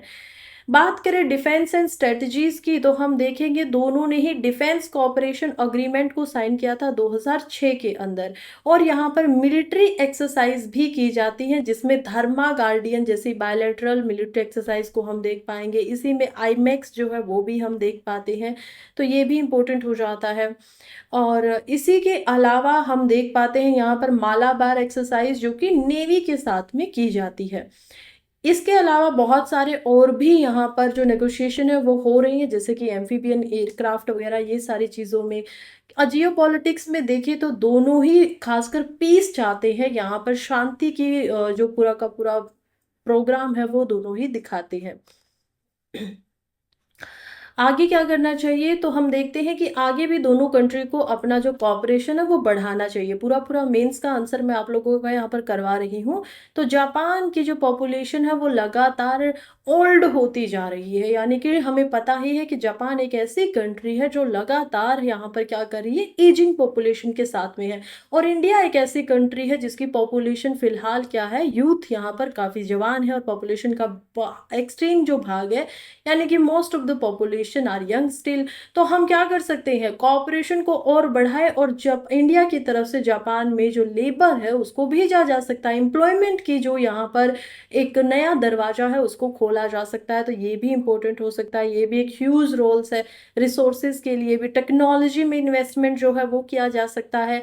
एशिया अफ्रीका ग्रोथ कॉरिडोर बनाया गया है, जिसमें काउंटर होगा चाइना के ब्री के, यानी कि जो बॉर्डर एंड रोड इनिशिएटिव है चाइना का, उसके ये काउंटर पर होगा क्वाड्रिलेटरल ग्रुपिंग, जो कि ये भी एक इम्पोर्टेंट बन जाता है। फिर यहाँ पर हम क्वाड को देख पाएंगे, क्वाड्रिलेटरल ग्रुपिंग, जिसमें इंडिया, जापान, यूएसए, ऑस्ट्रेलिया है। ये भी जो स्ट्रेटेजिक ग्रुप है, इसके ऊपर भी और ज़्यादा मीटिंग्स होनी चाहिए, और इसमें भी यहाँ पर जो कॉपरेशन है वो ठीक चल रहा है, लेकिन इस पर और ध्यान देना चाहिए। यही हम देख पाते हैं। और इंडिया की जो एक्ट ईस्ट पॉलिसी है, वो भी जापान का जो विजन है free and open Indo Pacific में, दोनों के लिए ही ये फायदेमंद होगा, इकोनॉमिकली भी एंड पॉलिटिकली भी। तो बिल्कुल इसके ऊपर पूरा पूरा ध्यान जो है वो देते रहना चाहिए।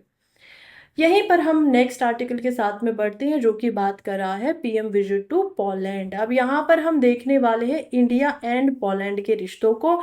तो फिर से हम देखेंगे आईआर के लिए इंपॉर्टेंट आर्टिकल है, यानी कि जीएस पेपर 3 में हम इसको, सॉरी जीएस पेपर 2 जो है उसके हिसाब से हम देखेंगे। फिलहाल क्या हुआ है कि 45 साल के बाद ऐसा हुआ है कि भारत का कोई प्रधानमंत्री पोलैंड में गया हो, और ये एक बहुत बड़ी बात हो जाती है। हमारे प्राइम मिनिस्टर जो हैं वो पोलैंड में जा चुके हैं, यूक्रेन के साथ में सिंबोलिज्म दिखा रहे हैं। उन्होंने वहां पर बातें की है जियोपॉलिटिकल की, ट्रेड की, डिफेंस की, इन सभी चीज़ों की। और 21 और 22 यानी कि आज का जो दिन है 22 अगस्त, आज भी वो यहाँ पर रह रही है। पोलैंड देखें तो पोलैंड हमारे लिए इसलिए इम्पोर्टेंट हो जाता है क्योंकि ये गेटवे की तरह काम करेगा इंडिया को यूरोप में एंट्री दिलाने के लिए। और अभी तक भी हमारा जो ट्रेड है उसको इससे बढ़ाए रखने के हमारे काफी आसार भी दिखाई देते हैं। तो that is why Poland needs जो है हमें दिखाई देता है कि इम्पोर्टेंट लग रहा है। पोलैंड में अगर इंडियन पॉपुलेशन की बात करें तो अराउंड 25,000 लोगों को हम ऐसा देख पाते हैं जो कि पोलैंड के अंदर पाए जाते हैं, जो कि इंडियन डायस्पोरा से यहाँ पर हैं। तो ये भी एक इम्पोर्टेंट भाग हो जाता है पोलैंड और इंडिया के रिश्तों के अंदर में। और वो लोग क्या करते हैं, वो लोग इंडिया के अंदर यहाँ पर पैसों को भेजते भी हैं, क्योंकि वहाँ पर अगर इंडिया में जो ऐसे लोग हैं जो पढ़ रहे हैं, स्टूडेंट्स जो इंडिया की तरफ से गए हुए हैं, उनका बेशक पोलैंड में खर्च अलग है, लेकिन जो अलग कामों के लिए, एम्प्लॉयमेंट के लिए गए हुए हैं, वो इंडिया में पैसे भी भेजते हैं। यहाँ पर डायस्पोरा इंडिया के कल्चर को भी फैला रहे हैं, ये भी इंपॉर्टेंट चीज़ है। चलिए पोलैंड के बारे में जल्दी जल्दी हम कुछ तथ्यों को देख लेते हैं। वैसे ऐसे सवाल कम आते हैं ऐसे, क्योंकि हमारे बहुत ज़्यादा पुराने ऐसे रिश्ते हमें दिखाई नहीं देते हैं, बहुत ज़्यादा अप्स डाउन दिखाई नहीं देते, नेबरहुड नहीं है, बिल्कुल बहुत ही दूर है यूरोप में। तो ऐसे सवाल कम आते हैं यूपीएससी में, लेकिन स्टिल हम इसके ऊपर जो है वो एक बार चर्चा जरूर देखेंगे। शुरुआत करते हैं तो हमारे डिप्लोमेटिक रिलेशन जो है वो शुरू हो चुके थे 1954 में ही पोलैंड के साथ में, जो कि इंडिया की जो एम्बेसी है वो हम देखेंगे वारसा, यानी कि पोलैंड की जो राजधानी है वहां पर हमें दिखाई देती है। 1957 में यहाँ पर हमारी इंडियन एम्बेसी बन जाती है। तो ये भी हमारा दिखाता है कि हाँ, रिश्ते जो थे वो स्मूथली चल रहे थे, इसी वजह से तो वहां पर एम्बेसी को बनाने की इजाजत दी गई थी। ठीक है, इसके बाद हम आगे बढ़ते हैं तो हम देखते हैं कि पोलैंड जो था वो एक समय पे, एक एरा तक, यानी कि एक युग तक, जो कि कितना था 1944 से लेकर 1989 तक कम्युनिज्म को मानता था। कम्युनिस्ट इरा इसको बोला जा सकता है। मैम कम्युनिज्म क्या होता है? कम्युनिज्म का मतलब होता है साम्यवाद। और साम्यवाद क्या है? देखिए कार्ल मार्क्स, अगर आप लोगों ने सुना होगा नाम, तो कार्ल मार्क्स को हम देख पाते हैं, he is known as father of communism. Communism का मतलब है कि समाज में बराबरी हो, और कैपिटलिस्ट जो कि यहाँ पर हम देख पाते हैं कि कैपिटलिज्म होता है, उससे क्या होना चाहिए, दूरी होनी चाहिए। तो कम्युनिज्म के अंदर माना गया था कि सभी का कोई भी जमीन, कोई भी प्राइवेट प्रॉपर्टी हो ही नहीं सकती, ना आपका घर प्राइवेट है, ना आपका लैंड, आपकी जमीन प्राइवेट है, सब कुछ लोगों का साझा है, और इस तरीके से लोगों में बराबरी होगी। हालांकि ये मॉडल फेल हुआ। कुछ कंट्रीज में जो आज भी कम्युनिज्म को साथ में लेकर चली थी, उसमें हम देखते हैं अथॉरिटोरियन गवर्नमेंट ज्यादा देखने को मिली। कैसे? Example is China. यहाँ पर पहले साम्यवाद की कोशिश की गई, हम नॉर्थ कोरिया को भी इसमें देख पाते हैं, लेकिन धीरे धीरे क्योंकि गवर्नमेंट के हाथ में ज़्यादा पावर थी, लैंड से लेकर हर चीज़ गवर्नमेंट के हाथ में था, मार्केट सब कुछ उनके हाथ में था, तो वो धीरे धीरे क्या बन गए, यहाँ पर निरंकुश बन गए। तो इसी वजह से हम देख पाते हैं अथॉरिटोरियन गवर्नमेंट का रूप यहाँ पर ले लिया गया। तो फिर यहाँ पर पोलैंड ने भी क्या किया कि अपने आप को चेंज करने की कोशिश की, और ये में हम देखते हैं 1989 में बन जाती है एक डेमोक्रेटिक कंट्री। डेमोक्रेटिक कंट्री बनती है, लोकतांत्रिक कंट्री बनती है, तो इंडिया के साथ में अब तो रिश्ते और अच्छे होने चाहिए थे। हाँ, बिल्कुल वही हुआ। इंडिया भी क्योंकि खुद में एक लोकतंत्र को और जो डेमोक्रेसी है इनको बहुत महत्व देता है, तो इसी वजह से यहाँ पर हमारे जो रिश्ते हैं वो अच्छे सुधरे। और 1989 के बाद में हम देखते हैं कि पोलैंड क्या करता है, यूरोपियन यूनियन का भी मेंबर बन जाता है 2004 में आकर। और इसी प्रकार से यूरोपियन यूनियन का अगर मेंबर बना है तो अब इंडिया के लिए और भी इम्पोर्टेंट हो जाता है, बिकॉज अब उसकी जो पोलैंड की बातें हैं वो यूरोपियन यूनियन में भी सुनी जाएंगी। यूरोपियन यूनियन क्या है, एक 27 मेंबर कंट्रीज का, यूरोप की जो कंट्रीज है उनका एक समूह है जिसकी एक ही कॉमन करेंसी है यूरो। और मोस्टली जो भी काम होता है, जो भी बात माननी होती है, सभी कंट्रीज को वहां पर माननी होती है, तो ये एक समूह हम देख पाते हैं। अब इकोनॉमिक कोऑपरेशन की बात करें तो देखिए किसी भी कंट्री में यही सारी चीजें मायने रखती है। तो हम देख पाएंगे कैसे एक्सपोर्ट जो है वो पोलैंड इंडिया का largest trade partner and export destination है, अगर हम सेंट्रल यूरोपियन एरिया की यहाँ पर बात कर रहे हैं तो। और बायलैटरल ट्रेड लगातार ग्रो हो रहा है, पिछले 10 सालों में 7 गुना बायलैटरल जो ट्रेड है वो यहाँ पर बढ़ चुका है। कितना है ये, US डॉलर 2.36 बिलियन तक का हम ट्रेड जो है वो देख पाते हैं। इन्वेस्टमेंट भी देखेंगे तो इंडिया ने इन्वेस्टमेंट की है पोलैंड में जो कि लगभग $3 बिलियन की है, काफी इन्वेस्टमेंट इंडिया कर रहा है। और टोटल जो पॉलिश इन्वेस्टमेंट है जो पोलैंड ने इंडिया में की है वो लगभग 672 मिलियन की है। हालांकि पोलैंड ने इन्वेस्टमेंट इंडिया में कम की है, लेकिन इंडिया ने इन्वेस्टमेंट बेशक ज़्यादा की है, लेकिन उनका जो हमारा जो लॉन्ग टर्म यहाँ पर सोचने का तरीका है वो ज़्यादा इसमें मायने रखता है कि कैसे यूरोप के साथ में हमारा कोलैबोरेशन ज़्यादा से ज़्यादा बढ़े। इसीलिए कुछ सेक्टर के हिसाब से भी हमने कोलैबोरेट किया है, जैसे कि agriculture and food processing sector में हम ज़्यादा काम कर रहे हैं।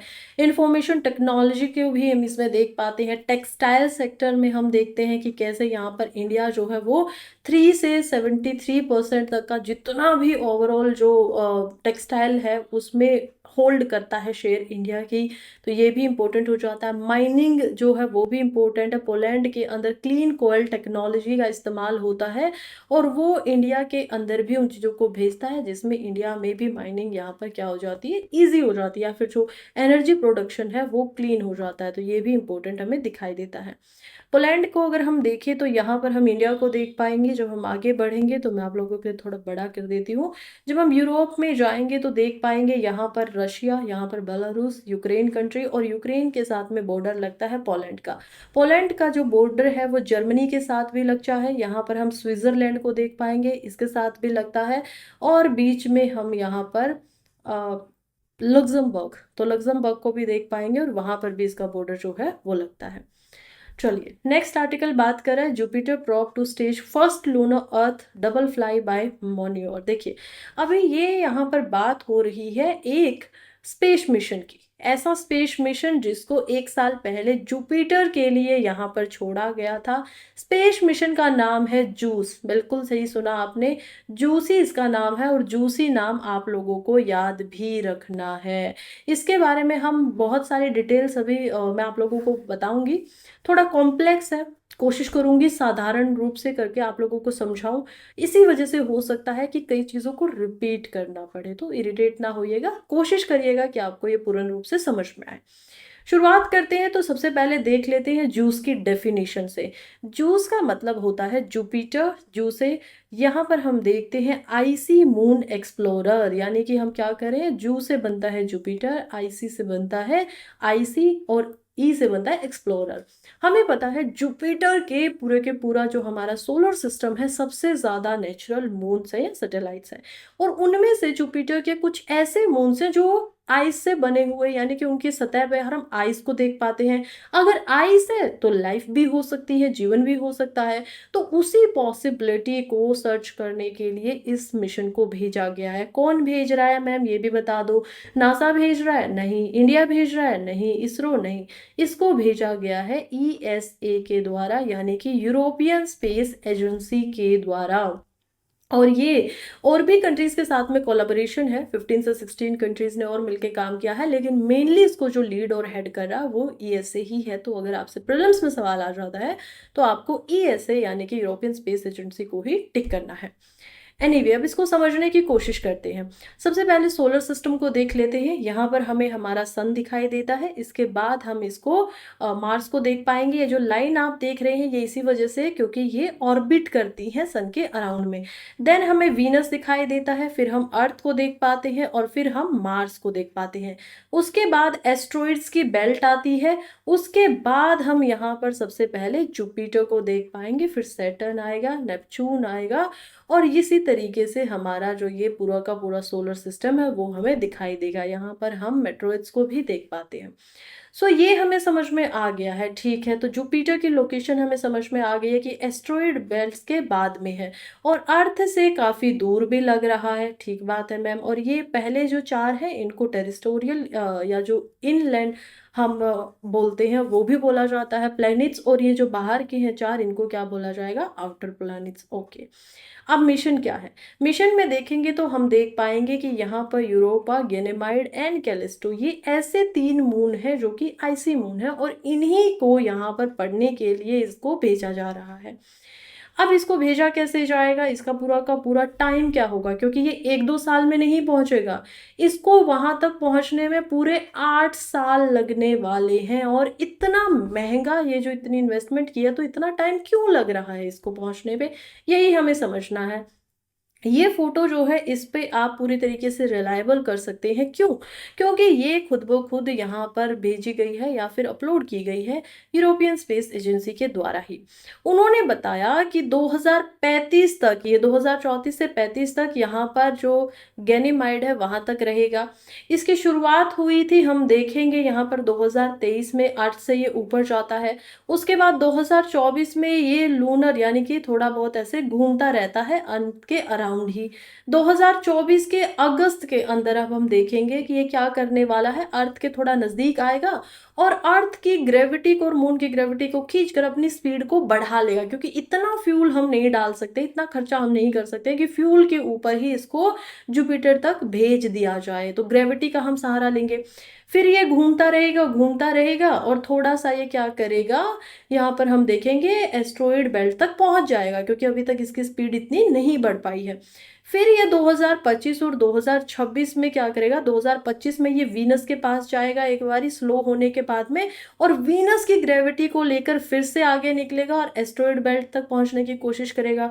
फिर से ये स्लो होगा और अर्थ के पास वापिस आएगा और अर्थ को 2026 में फिर से ग्रेविटी लेगा, और क्योंकि अब ये एस्ट्रॉइड बेल्ट तक ज्यादा पहुंच चुका था, अब की बार ये अर्थ की ग्रेविटी के साथ में एस्ट्रॉइड बेल्ट को क्रॉस कर जाएगा, बाहर निकल जाएगा और अब ये सीधा पहुंचेगा 2029 में, क्योंकि अब ये डायरेक्टली जुपिटर तक ही जाएगा। तो यहाँ पर हम देख पाते हैं और 2035 में ये क्या करेगा, वहां पर अपनी पूरी स्टडी वगैरह करने के बाद में आएगा। तो इसी वजह से रेलिवेंट तो ये आप लोगों के लिए काफी लंबे समय तक है, 2035 तक है, 10 साल तक। तो इसी वजह से ये जो मिशन है काफी इंपॉर्टेंट हो जाता है प्रीलिम्स के लिए। देखिए मेंस के लिए मे बी कोई बड़ा सवाल इस पे ना आए, प्रीलिम्स के लिए मोस्ट इंपॉर्टेंट है। तो जस्ट आपको याद रखना है जूस मिशन जो है वो किस चीज के लिए है, कौन से ग्रह पे है और किसने इसको यहाँ पर शुरुआत किया है, किसने इसको मिशन को शुरू किया है। तो ये दो बातें आपको मेनली फोकस रखनी है, याद रखनी है।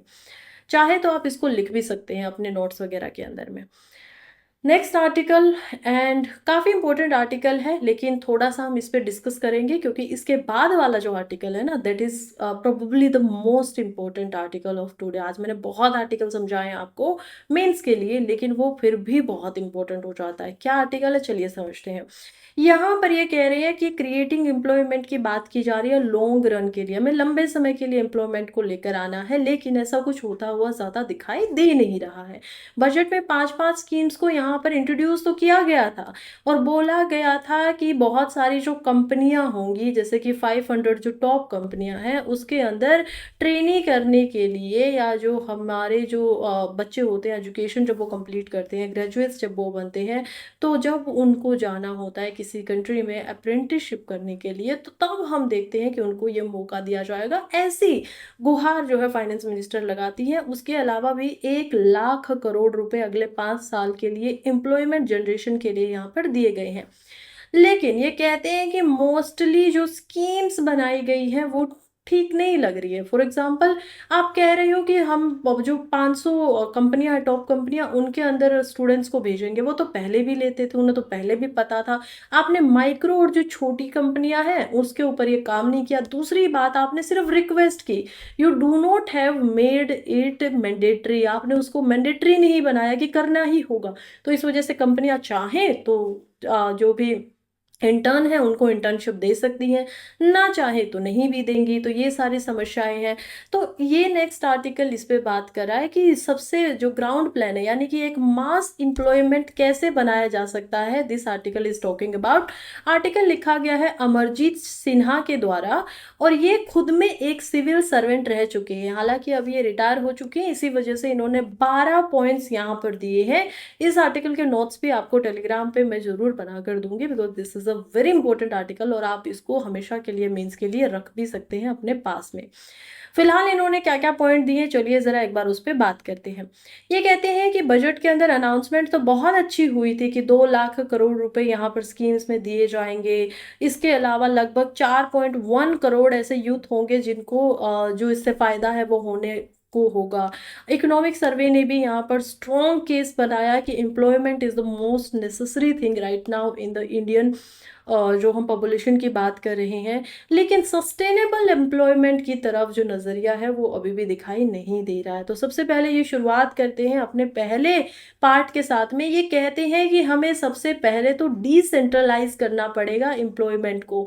आप ये बात सच है कि गवर्नमेंट के अंदर गवर्नमेंट सभी को यहाँ पर एम्प्लॉयमेंट नहीं दे सकती है, सभी को गवर्नमेंट जॉब्स नहीं दे सकती है।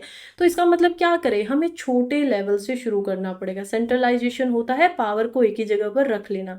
डिसेंट्रलाइजेशन का मतलब होता है कि उसको नीचे कर करके अलग अलग भागों में बांट देना। तो डिसेंट्रलाइज करना होगा और शुरुआत करनी होगी विलेज लेवल से, पंचायत लेवल से, सो दैट यहाँ पर आउटकम्स जो है वो ज़्यादा अच्छे से दिखाई दे सके। डायरेक्ट कम्युनिटी एक्शन लेने पड़ेंगे और जो गवर्नमेंट है वो प्रोग्राम चला सकती है लोगों के लिए कि पंचायत में ही यहाँ पर क्या क्या एम्प्लॉयमेंट हो सकता है।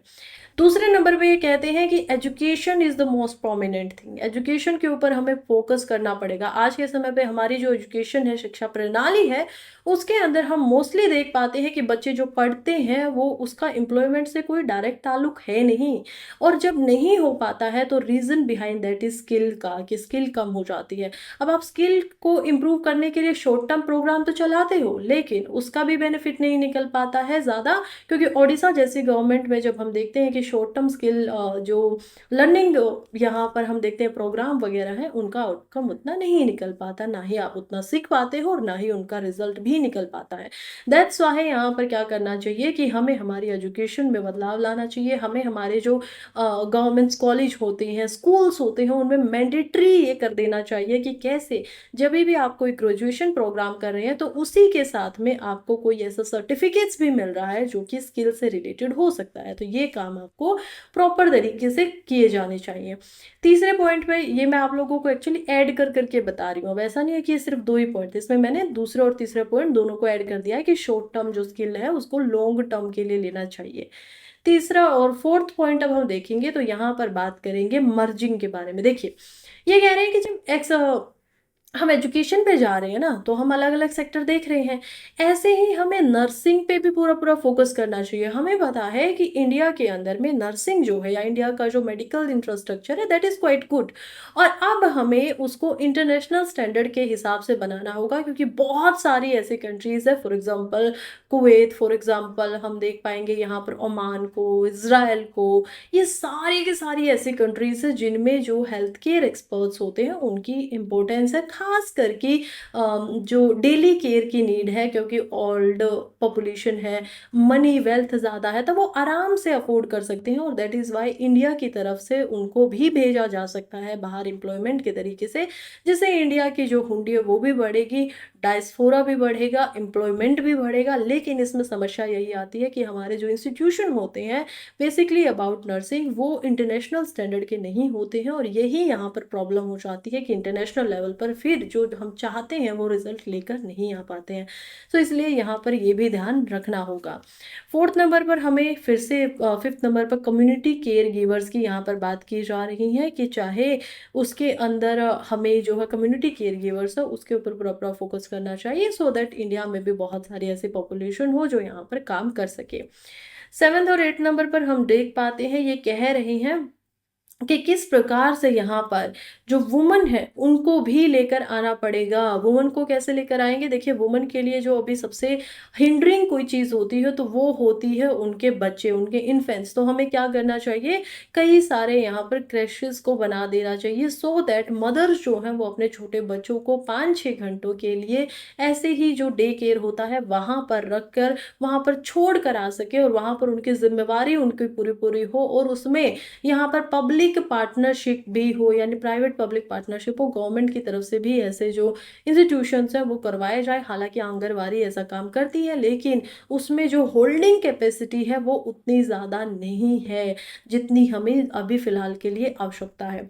नेक्स्ट ये कहते हैं कि कैसे यहाँ पर हमें जो कि ट्रेनिंग इंस्टीट्यूट होते हैं जैसे कि पॉलिटेक्निक वगैरह, जो कि फीडर स्कूल्स वगैरह होते हैं स्किल डेवलपमेंट के, उन पे और ज़्यादा फोकस करना होगा, उनको और ज़्यादा रूप से। यहाँ तो पहली बात तो उनका इंफ्रास्ट्रक्चर सुधारना होगा, दूसरी बात वहाँ पर हमें टीचर्स के ऊपर ध्यान रखना होगा, तीसरी बात हमें कोशिश करनी होगी कि पूर्ण रूप से उनका जो प्रोसीजर है वो ढंग से होना चाहिए। कई बार हम इंफ्रास्ट्रक्चर की कमियों की वजह से बहुत सारे ऐसे रीजन है जिनकी वजह से जो स्किल इन्हेंसमेंट है वो वहाँ पर होता हुआ नहीं देख पाते हैं। तो ये भी हमें इंस्टीट्यूशनलाइजेशन के नज़रिए के साथ में काम करना होगा।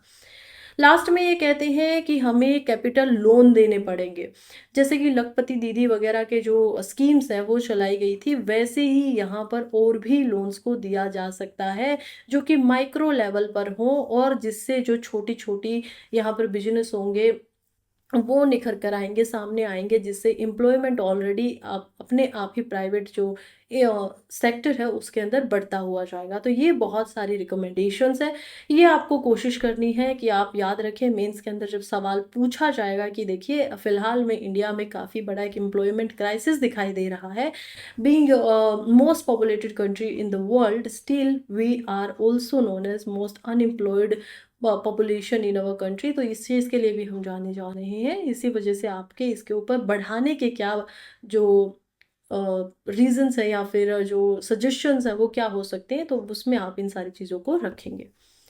अब हम प्रीलिम से रेलिवेंट न्यूज़ को देख लेते हैं। सबसे पहले हमारी न्यूज़ जो है वो बात करिए इंडिया ऑस्ट्रेलिया एक्सेलरेटर के बारे में, जो कि एग्रीकल्चर के ऊपर स्टार्टअप की यहाँ पर बात कर रहा है, फोकस कर रहा है। क्या है ये, चलिए समझते हैं। देखिए, हम यहाँ पर देख रहे हैं राइस को। राइस क्या है? राइस हमें दिखाई देता है अटल इनोवेशन मिशन, जो कि CSIRO के द्वारा कोलैबोरेट किया गया है यहाँ पर, और इसके साथ में हम नीति आयोग को देख पाएंगे, इसी के साथ में हम रैपिड इनोवेशन स्टार्टअप एक्सपेंशन को देख पाएंगे, जो कि इसकी फुल फॉर्म है। इंडिया और ऑस्ट्रेलिया दोनों मिलकर इसको कर रहे हैं। इसको लॉन्च किया गया था 2023 के अंदर में, तो 2023 में इसकी लॉन्चिंग हम देखेंगे। इसका मकसद यही है कि यहाँ पर क्या करना है, एड करना है बिजनेसेस को। मैम 2023 में यहाँ पर लॉन्च किया गया था, आप अब क्यों पढ़ा रहे हो? क्योंकि अभी ऑस्ट्रेलिया की तरफ से यहाँ पर हम देख पाएंगे एप्लीकेशंस को मंगाया जा रहा है कि कोई भी स्टार्टअप अगर करना चाह रहा है MSME में, लेकिन क्लाइमेट को ध्यान में रखते हुए क्लाइमेट स्मार्ट एग्री टेक लेकर आना चाह रहा है, तो वो ऑस्ट्रेलिया में यहाँ पर आ सकता है, उसको पूरा सहायता दी जाएगी। ये सब किया जा रहा है। इंटरनेशनल एक्सपेंशन यहाँ पर हमें दिखाई दे रहा है, मोस्टली इसमें MSME को ही फोकस पे रखा गया है।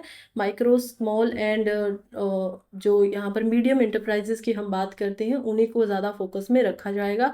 न्यू मार्केट्स वगैरह जो है वो इसके लिए खुलेगी। फोकस इसका कई चीज़ों पे है, जैसे कि सर्कुलर इकोनॉमी, इसके अलावा क्लाइमेट स्मार्ट एग्रीकल्चर वो सबसे इम्पोर्टेंट हो जाता है, क्लीन एनर्जी यहाँ पर बहुत इम्पोर्टेंट है, तो ये आपको याद रखना है। नेक्स्ट आर्टिकल बात कर रहा है FMD के बारे में। ये क्या है? Foot and mouth disease. इसको इंडिया खत्म करना चाहता है, फ्री भारत बनाना चाहता है 2030 तक, और उसी के लिए श्री राजीव रंजन सिंह जो है वो union minister of fisheries, animal husbandry and dairying, उन्होंने बोला है कि हम मेजर्स लेंगे और भारत को एफएमडी फ्री भारत बनाएंगे 2030 तक। एफएमडी होता क्या है? Foot and mouth disease. और ये हम देखते हैं कि मोस्टली हाईली कंटाजियस वायरल जो बीमारी है वो देखने को हमें मिलती है, और एनिमल्स में ही ये ज़्यादा होती है जिनके क्लोज होते हैं, ऐसे हुफ वाले जिनके पैर आप देख पाएंगे ना उसमें। हालांकि कैट्स और जो हॉर्सेस होते हैं उनमें ये नहीं पाई जाती है, लेकिन जैसे गोट्स हो गया या कैटल हो गए, बफेलो वगैरह हो गए, या फिर हम शिप को देख पाएंगे, यहाँ पर पीक्स हमें दिखाई देता है, गोट हमें दिखाई देती है, इन सब में ये पाया जाता है। अब ये क्या करता है कि इसकी वजह से जो एनिमल होते हैं उनके माउथ के ऊपर बहुत सारे ब्लिस्टर्स हो जाते हैं, यानी छाले पड़ जाते हैं जिनके अंदर लिक्विड भी होता है। और उनके पैरों पे भी ऐसा ही कुछ हमें देखने को मिलता है, उनकी जो जीभ होती है उनके ऊपर भी छाले यहाँ पर आ जाते हैं, बार बार ब्लिस्टर्स बन जाते हैं, उनको फीवर आने लग जाता है। तो ये सारी चीज़ें इसकी वजह से होता है। इसका इम्पैक्ट क्या है? इसका इम्पैक्ट ये होता है कि उनका मिल्क रिड्यूस होता है, कम हो जाता है, इनफर्टिलिटी देखने को मिलती है कई बार जब ये सीवियर रूप से अपना प्रकोप जो है वो दिखाता है।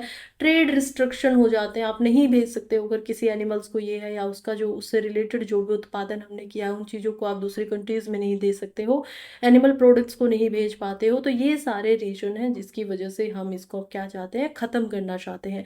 इसके लिए किया क्या जा रहा है? इसके लिए national animal disease control programme जो है वो चलाया जा रहा है, सो दैट हम इसको एरेडक्ट कर सके, इसको ख़त्म कर सके इंडिया से। टारगेट कब तक है? 2030 तक। अब ये कहाँ से लिया है मैंने? PIB से, प्रेस इंफॉर्मेशन ऑफ ब्यूरो से इंफॉर्मेशन थी। अब हम पहुंच गए हमारे second last segment of the video, that is mapping in news. आज हम बात करने वाले हैं कुवैत की। कुवैत की क्यों बात करने वाले हैं? क्योंकि हम देख पाएंगे कि कैसे हमारे जो एक्सटर्नल अफेयर मिनिस्टर हैं उन्होंने कुवैत के प्राइम मिनिस्टर को बायलैटरल टाइज के ऊपर बात करने के लिए बुलाया है, या ऐसे ही हम बोलेंगे कि कॉल किया है। ठीक है, तो देखिए कुवैत के बारे में बताऊं तो आप सबसे पहले वर्ल्ड के मैप पे इस पे देखने की कोशिश कीजिए। हम देख पाएंगे यहाँ पर ये जो सदर्न पेनिनसुला है उसके बिल्कुल ऊपर की तरफ नॉर्दर्न की साइड में यहाँ पर हमें कुवैत दिखाई देता है। इसका मतलब क्या है कि ये इराक से बाउंड्री शेयर कर रहा है, नीचे सऊदी अरेबिया से, और इधर मैरीटाइन बाउंड्री शेयर करता है, पानी की बाउंड्री शेयर करता है ईरान से भी। इसी में हम यहाँ पर मैरीटाइन बाउंड्री इसकी पर्शियन गल्फ के साथ भी देख पाते हैं, और कुवैत की बेबी हमें यहाँ पर दिखाई देती है।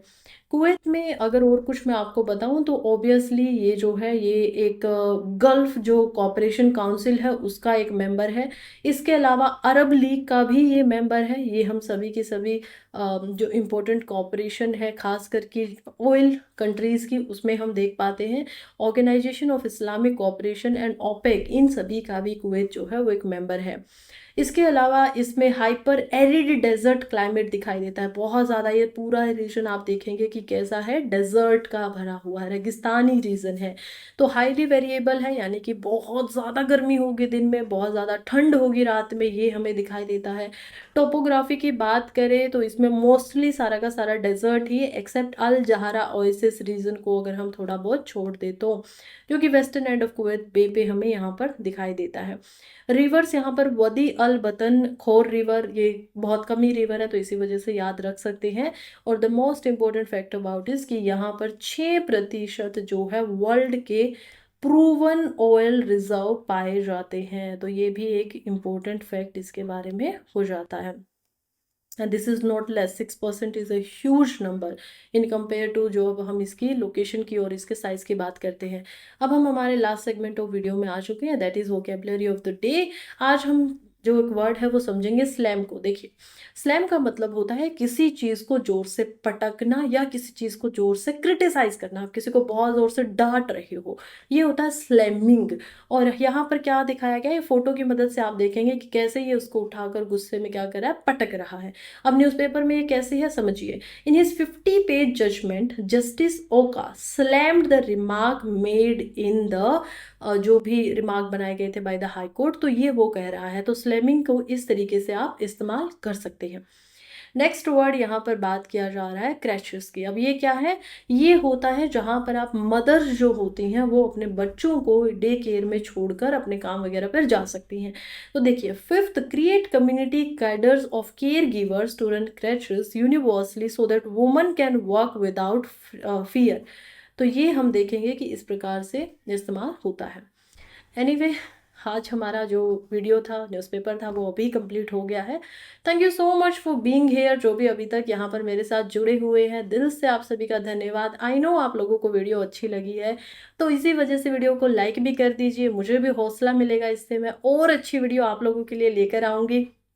और अगर चैनल को अभी तक सब्सक्राइब नहीं किया है तो किस चीज़ का इंतज़ार है, जल्दी से जाइए चैनल को सब्सक्राइब कीजिए और मेरे साथ एक पार्टनरशिप में आ जाइए। तो हम लोग क्या करेंगे और बेहतर तरीके से और अच्छे तरीके से यूपीएससी की तैयारी में जुटे रहेंगे। खैर अभी के लिए मैं चलती हूँ, तब तक आप लोग पढ़ते रहिए, आगे बढ़ते रहिए। कल फिर मिलते हैं सुबह 5 बजे और all the best. Bye bye.